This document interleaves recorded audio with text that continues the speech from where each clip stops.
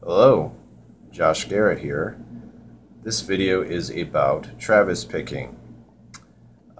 Travis picking is a modern form of fingerstyle guitar. Really, modern fingerstyle guitar all kind of is influenced by Travis picking. Merle Travis was a famous country player, and who really used this and brought this to the fore as well was Chet Atkins. And so those are some cats you want to look up: Merle Travis, Chet Atkins. They're country guys, but yet with this technique you can really cross stylistic boundaries because it basically just uses interesting syncopation, rhythmic changes, interweaving different lines in accompaniment pattern like this, like.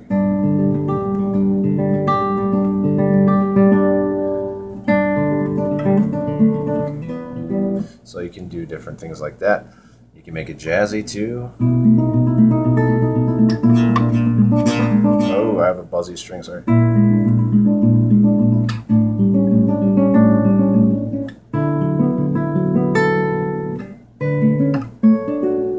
So that's influenced me so much. I use that so often, just sort of.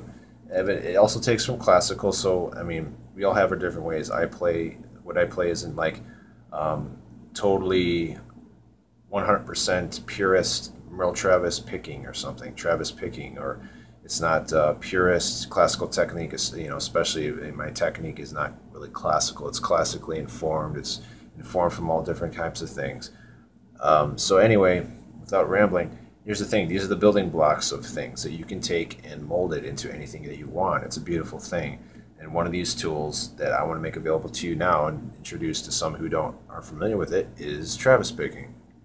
And every fingerstyle player out there that's really knows their stuff is familiar with this. So basic pattern.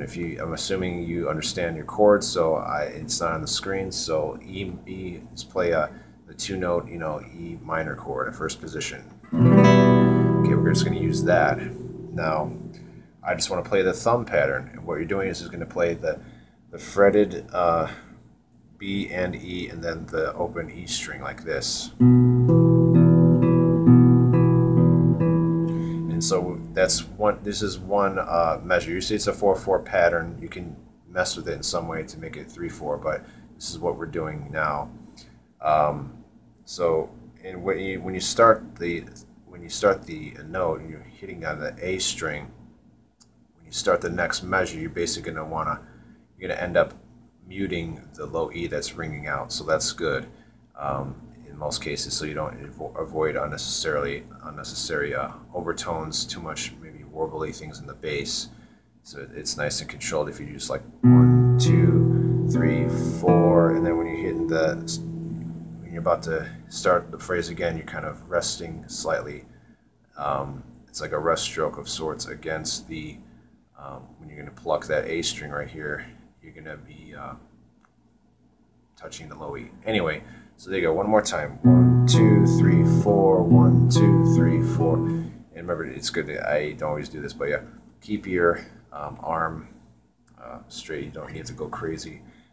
You really want to move these parts of your hand. Okay, so now, with that in mind, after practicing that a little bit, we can work in the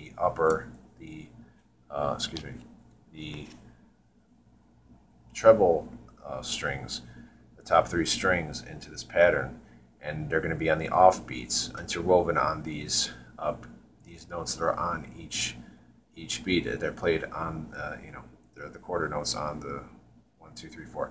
So here we go. Without any further ado.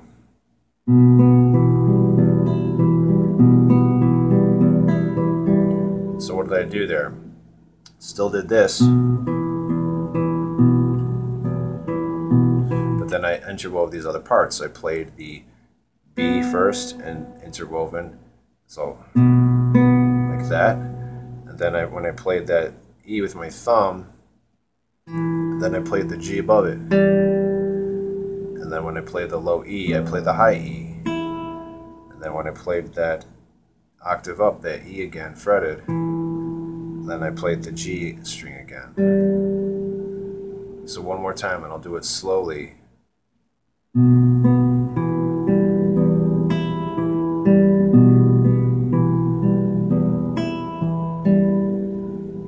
So in a normal pattern, normal tempo, it might sound like this.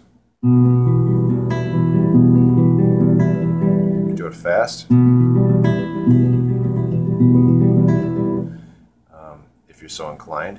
It's good to, you don't have to go nuts with this stuff, because unless you're playing some crazy fast bluegrass thing, or you just want to do something, it depends on what you want to do. I found a lot of music that I'm playing that I need to play, I find myself playing. I don't need to go fast and crazy like that. I actually incorporate more of a classical thing, almost like a continuo style, where it's this kind of bringing in harmony to support voices. But with instrumental music, obviously you get more involved. It's going to be more crafted musical expressions. So anyway, there's other patterns, like if I do a pinch real quick.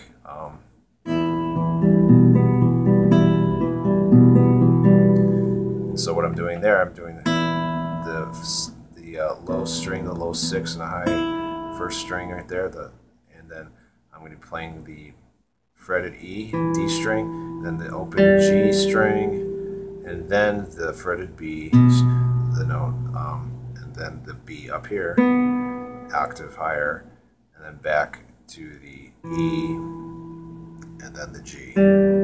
So it's similar to this, but instead we're, like the one I just showed you, but instead we're doing this one.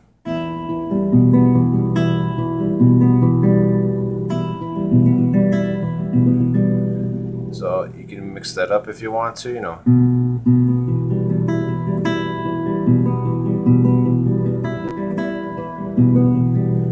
And then there's another pattern here.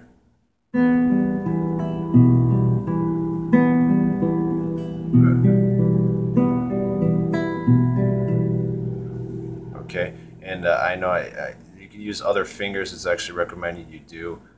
Just with my setback with my condition, I can't really go nuts with using all my fingers. But I can.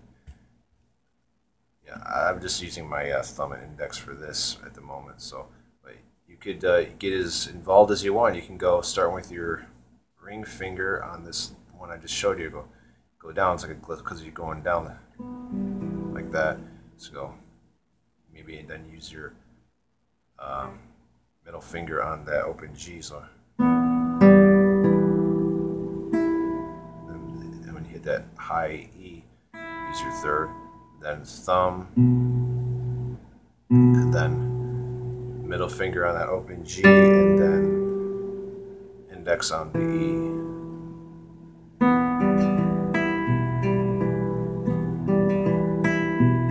I mean, you can get as complicated as you want, whatever feels right for you, because if you have really good ability in your picking hand, you can play the strings that are adjacent to use your fingers and play, pick with those fingers that are adjacent to the string. So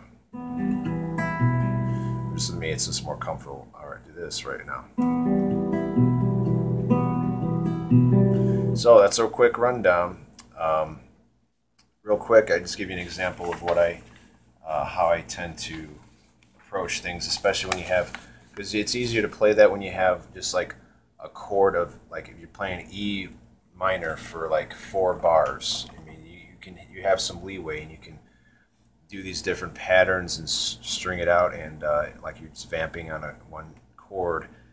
Some cases you have a different chord on every beat, and here's one hymn that I've played, and so I can just give you an example how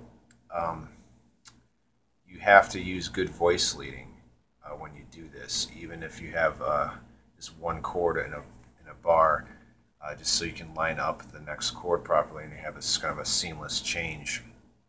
So this is going to be a mix of like classical, just to show you where I kind of go about things, playing fingerstyle accompaniment, and just improvising off solos. So if you have a chart right in front of you and you're not, you've never seen it before, you can, if you practice that Travis picking and you practice just how to lead your voices properly and line it up with the, yeah.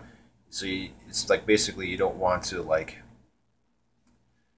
play that E like this and play in low register and have to jump up like this. I'll show you for going from an E minor to a D major. You don't want to do this like unless you're changing it, making a totally different phrase, or it depends on the tune. But if you want a seamless change, you're going to play the whole range, and it's going to be a linear movement. So like this.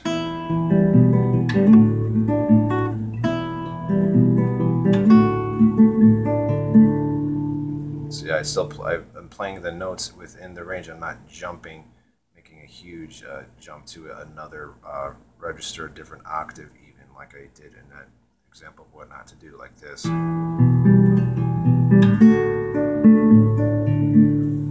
So now you want a seamless kind of linear transition through each chord. So.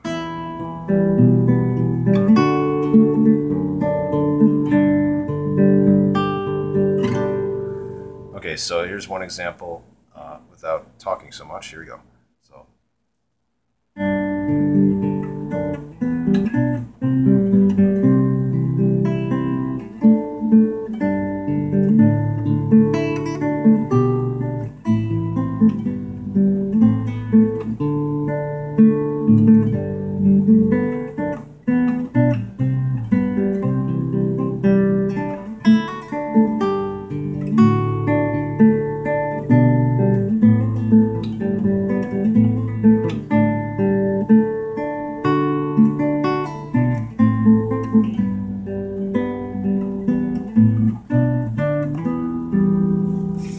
So that's pretty much it. Yeah, so that's, I guess that'll do it. Happy explorations. If you have any questions, leave a comment. Hopefully there was some clarification here about Travis picking. And yeah, happy picking, happy strumming, happy fun time with guitar. God bless you. Bye-bye.